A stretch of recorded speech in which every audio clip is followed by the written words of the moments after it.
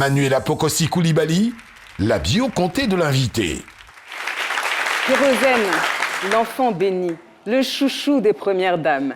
C'est Midi est ravie de vous recevoir aujourd'hui et j'aime tellement vos chansons que je ne peux m'empêcher de fredonner. Io léléo, je suis devant Kéro.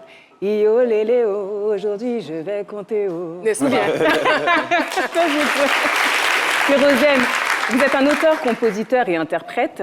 Vous chantez la foi, l'espérance, le travail, la reconnaissance. Vous êtes un incontournable de l'échiquier musical ivoirien, le pasteur du coupé-décalé, disent certains, car vous diffusez un message différent de la plupart des DJ, ce qui vous a permis de vous démarquer d'ailleurs. Mais avant de devenir l'idole des jeunes et d'incarner un symbole de réussite, la vie vous a mis à l'épreuve.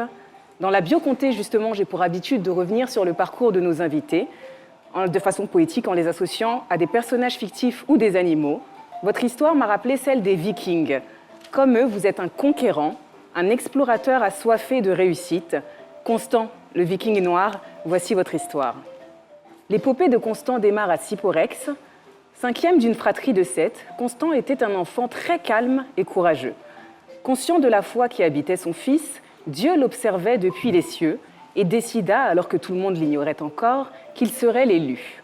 Dans une Dame Galère, ayant horreur du bonheur, s'invita très tôt dans la vie du jeune homme en lui arrachant son père. Il sonda alors Dieu, et ce dernier lui répondit en lui révélant un don hérité de son arrière-grand-mère paternelle, le don du chant. C'est ainsi que le Viking adolescent, animé par sa soif d'aventure, décida de partir à la conquête du monde. Dieu prit soin de placer plusieurs anges sur son chemin. Il y eut d'abord l'ange Zéphyr, aux côtés duquel il fit ses premières armes, puis l'ange David, qui permit aux jeunes Vikings de prendre la mer pour conquérir d'autres contrées. Arrivé en Suisse, une tempête sépara les deux Vikings, mais Constant sut maintenir son navire à flot durant quelques années. Un jour, Dame Galère frappa de nouveau et fit chanceler le succès du Viking noir en détruisant le fruit de son labeur. Dieu observa la traversée du désert de son fils et lui envoya un nouvel ange, l'ange Séri.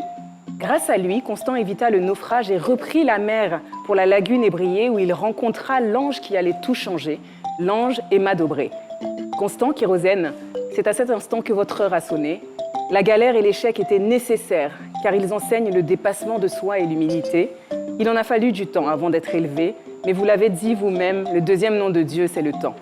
À quelques jours d'un des événements les plus importants de votre vie, je vous souhaite un immense succès, bien évidemment, et une carrière aussi longue que celle de votre grand-mère qui, m'a-t-on soufflé, est centenaire. Merci. Merci beaucoup.